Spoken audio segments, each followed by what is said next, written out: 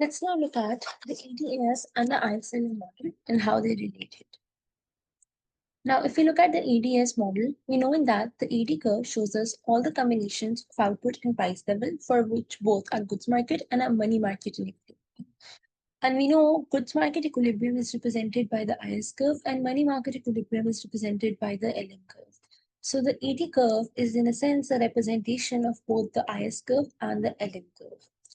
Now, the longer aggregate supply curve in our EDS model is very much akin to the FE line in the ISLM graph.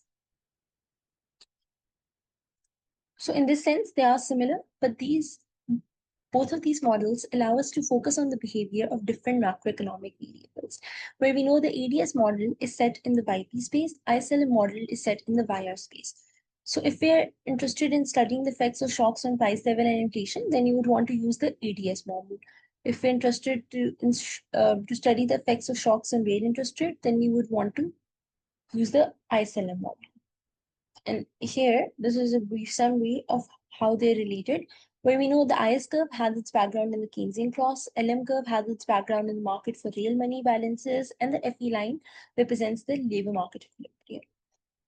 And we know the IS and LM curve together are represented by the ED curve. And the FE line is very much akin to the longer aggregate supply curve. And together, aggregate demand and aggregate supply curves make up our EDS model.